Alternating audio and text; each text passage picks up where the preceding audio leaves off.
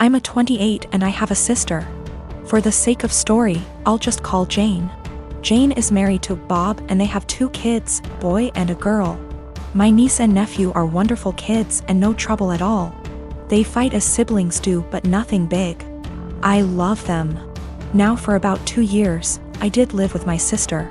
It was a miserable time that really affected our relationship. She saw me as free labor, money, and babysitting. Even when I managed to get a small part-time job, she demanded I hand over nearly half my pay or get out.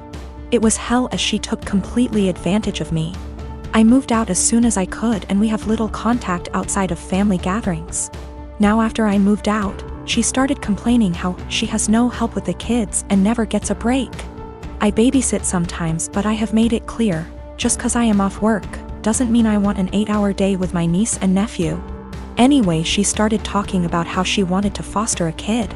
Not a kid, but a teenager. I pressed her for more info on this.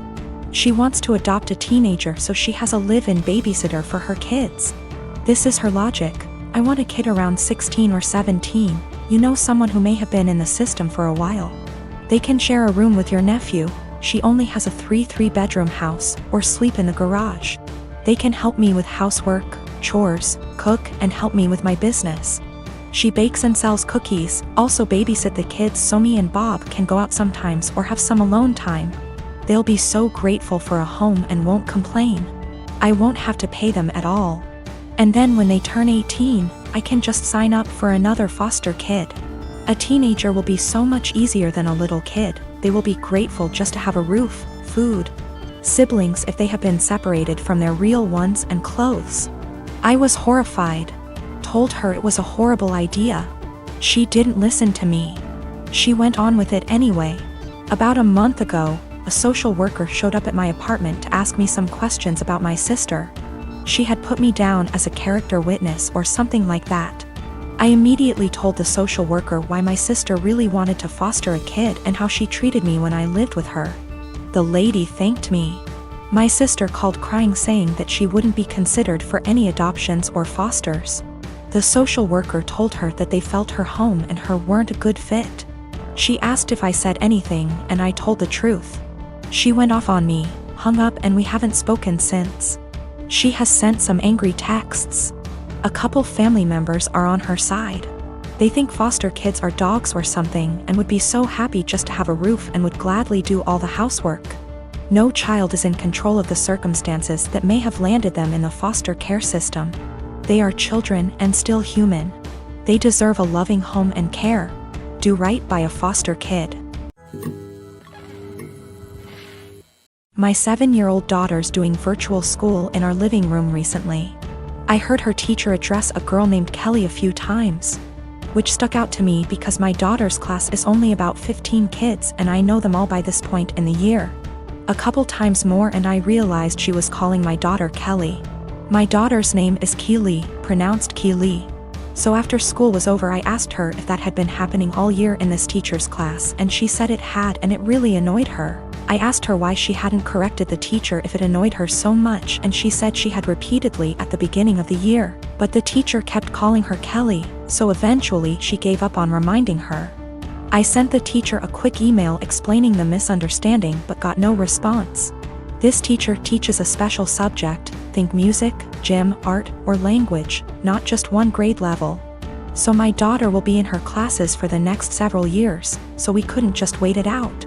And how moments like these are handled now will set the stage for how my kid deals with similar situations on her own in the working world. I encouraged my daughter to come to class early or stay later again, thinking maybe she hadn't heard or understood her last time. So a quiet one-on-one would be better. She got to the class early and she told her very politely that her name was Keely like really, instead of Kelly like jelly. And that people often get it confused, so she just wanted to clarify. So class starts and sure enough she gets called Kelly again almost immediately. So there's only so much self-advocation a 7-year-old can be expected to do. I just walked over and said, "Hi, this is Keely's dad. Her's name not Kelly. It's Keely." A few hours later I had an email in my inbox inviting my wife and I to a parent-teacher conference with the vice principal.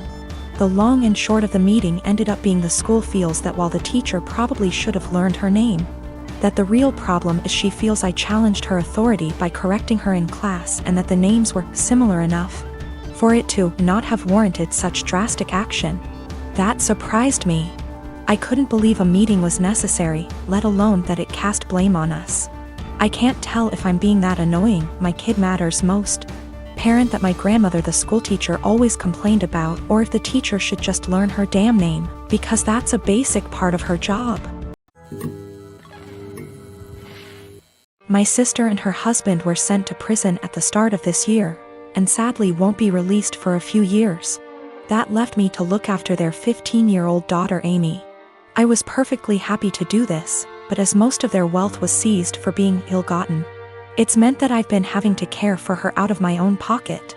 Once again, this doesn't bother me, but it's meant massive life changes for the kid. Firstly, they sent her to a private school. I can't afford anywhere near those fees, so I had to transfer her to a local school. She was upset at this at first, but she quickly made friends and is excelling academically, so this isn't a huge problem. She's been off school for the last few months anyway due to the situation. A bigger problem is clothing. Like my sister Amy loves fashion and designer stuff. She's still got a lot of stuff that her parents got her, but she's always on the lookout for new clothes. Unfortunately, I can't afford anywhere near the sort of stuff she likes. And I also have 2 children of my own whose clothing I have to pay for. I have told my sister this, but she insists I should make allowances because her daughter is going through a tough time. Amy also really doesn't get along with my daughter Hannah, who is 11. She bullies her, calls her stupid and ugly, tells her none of her friends really like her, etc. She has made her cry on many occasions and often continues to taunt Hannah while she cries. Yesterday I caught Amy trying to buy a dress costing over $1,000 with my card. I was fuming and had a long conversation with her. She cried and sobbed that she just wanted one nice thing. My sister called from the prison, and Amy cried over the phone that she hates here and I treat her unfairly.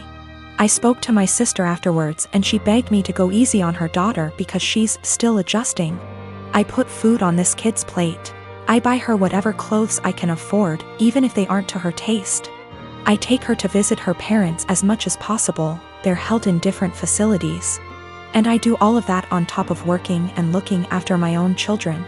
I told my sister that I was willing to look after her daughter for as long as she needs. But if anything like the card incident happens again, or if she continues to pick on my daughter, there will be serious consequences for her. My sister wanted to argue, but they get limited time on the prison phone. I think what I'm doing is right. I get that the kid is going through a tough time, and I'm doing everything I can to be there for her. But I can't just tolerate bad behavior or bullying, and I can't afford to pay for her expensive clothing. The fact that she's struggling to deal with what happened to her parents doesn't change that. My name is Mary, and I'm expecting my first baby with my husband. This is the first grandchild in the family, in-laws, and they said that if the baby's a boy then we'll give him my father-in-law's name. He's dead due to cancer. I had no problem with that. This happened before we found out the gender of the baby. My husband and his family had me do things like attend prayers and do other rituals before the reveal at the doctor's. I didn't like that but went with it to keep the peace. DR appointment came, and it turned out to be a girl. My husband cried in the car, then turned his phone off to hide from his family, then finally told them. His mom and the others made their frustration and disappointment clear, which bothered me cause my daughter deserves to be celebrated, but they ghosted me for days, then started coming over and visiting, constantly referring to my daughter as my son, claiming the results were false and basically pretending it's a boy. I had severe fights with them after they refused to stop it. And my husband sided with them despite seeing how wrong and unreasonable what they were doing was. We didn't speak for a while. Sister-in-law called to apologize, then informed me she arranged for a baby shower for me. I was so excited and happy. But when I arrived I saw blue balloons, blue cake with father-in-law's name / decorations around. I was so confused I had to sit down. Sister-in-law explained they were still hoping the gender results are false and it's a boy. I looked at my husband and he agreed with her. I lost my temper and yelled at them all, calling them delusionals and telling them to stop treating my daughter like she's unwanted and act like she doesn't exist by throwing a party for their imaginary grandson. Mother-in-law break down crying. I took my bag and walked out immediately. They started yelling and my husband followed me outside and started arguing about how I insulted his family and his dad's memory by acting like that. I told him to wake up and see the insanity in his family's behavior. He said they needed time to process the fact that it's a girl not a boy as they expected, and insisted I play along and they'll soon get over it. I said absolutely not and demanded he take me home. He said no, so I called an Uber and left. He was fuming. He called 15 times, then texted that he won't be coming home till I get my ass over and apologize for ruining everything and accusing them of being mentally unstable. I haven't responded yet. He's constantly pressuring me to get right with his family before we even talk about anything else.